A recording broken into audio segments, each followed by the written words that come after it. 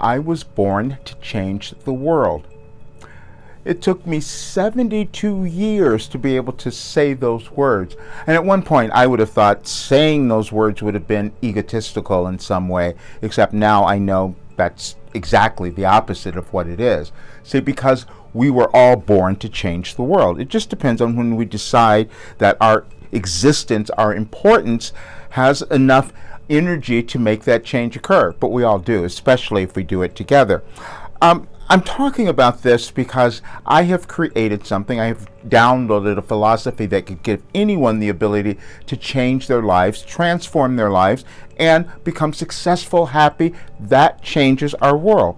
We've learned recently, or in the last many, many years, through the quantum sciences, that we create our world through what each of us do individually, and that is the energy that we emit, that we put out, and that energy comes from us. It comes from us deciding to love who we are and to work through our limitations and restrictions. Well, I've been doing that for a long time, and the only difference was I wrote it all down. For 35 years now, I've been writing it down and walked through my life changing every aspect of it. From healing to illnesses to diseases to disabilities to anything you can imagine. And I thought, why was I able to do this? Well, because that's the life path that I was given. And I'm meant to give that back to others, and that's the work that I'm doing now. I did a presentation on Saturdays, I've mentioned to many of you, and I wasn't pleased with it. And the reason I wasn't is because I was attempting to explain to everyone what was happening in our world using scientific references or historical references. And those are all important. But also, I didn't need that because I already know. I had to come and trust myself with that, as everybody does, and that's the work that I do. But then at the end of the presentation, there was one person there who made all the difference in the world, because I've never met this person, but I've watched them move through this program and transform their lives and come to such awareness that just blew me away. And then I thought, wait a minute, if more people had this kind of an awareness, our world would be completely different. We wouldn't be having the wars, the disagreements, we wouldn't have any of that. Now, this is a long way off, but if we start doing something now, it would be completely different. But where it has to begin is within each person, and I had to begin with me. I've held back this information for a long time because I didn't understand why I knew all of this, why it was coming to me, because I received it all intuitively. I went on a walk yesterday and I'm listening to videos. I wanted to find out about Arthur Schopenhauer. I didn't know anything about him because I'd not studied many things of the philosophers and all of that, but somehow I seem to have this information. Somehow I seem to have written it down over all of the years. And as I listened to his life and all of that and his philosophy, I go, oh yeah, I understand now, because he understood the importance of each person in creating the world in which we live. Every single person. Why would your life not be as important as the president of some country? The only reason is because you have convinced yourself that you weren't that important. That's all that happens. And it is a process of changing our mindset to access who we are, our authentic selves, and bring that to the world. Because see, your God-given gifts are in your authentic self. But the other problem, the difficulty that we have, is we come into the world with restrictions and limitations. Many of them came from our ancestors, our parents, or those who came before. Maybe it's our country, whatever it is, or we learned them as we were growing up. And then our lives become out of control and we don't know what's happened. What's happened is that we've lost a sense of who we were meant to be.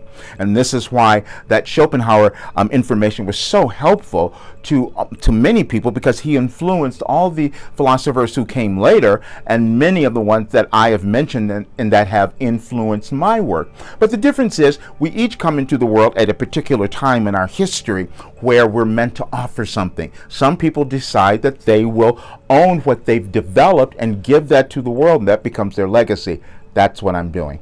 Because after I saw what was happening with the people that I've never even met. I knew that I had to get this out. This is why I'm opening my program tomorrow to a limited people at a special rate, which you will see, but it's only for a few people, but you'll see it, because what I'm going to do is continue to work, and then I'm going to keep changing that rate, because it'll be more later. But what is happening is that we're going through a transition in the world, and that transition changes and creates the world that we want when we start getting rid of the hatred, the division, the judgments that we have within ourselves, but then also about others. That's the transition that we're moving to, because it's going to create a world where we're more loving, where we're more accepting, where we're more equal. And I've known this for many years. As I've said, I started working on this 2016 because I knew what was coming, and the first thing I did was start talking about my biases, my racial biases, and that seemed weird. Wait a minute, you're a black guy. Yeah, we all have them. They just show up differently. Then my gender biases, why would I have had that? We all do. And until we start acknowledging the darkness that is within each of us and start to let go of it so that we can be happy, that's the thing we're supposed to do, is to become happy, then we change our world. There was another really wonderful report today about a guy who's talking about happiness, and they've been doing a study at Harvard, started in 1938, I believe, and what they found over all of these years, that all the stuff out there that we thought was going to make us happy doesn't do it. It's about our relationships with ourselves and with others. That's what causes us to become happy. That's what will change our world. This is why I'm putting relationships into my program, because it's the most important aspect of our individual development. So let me tell you this. Everything moving is about consciousness. You don't experience anything in your life until you change your consciousness. You've heard it so many times from people like Napoleon Hill, or every great leader or influencer says, when you change your mind, you change your life. But how do you do that? I created the plan to do that. That's why it worked. And it's so thrilling to see that. And now I just realized I have a philosophy.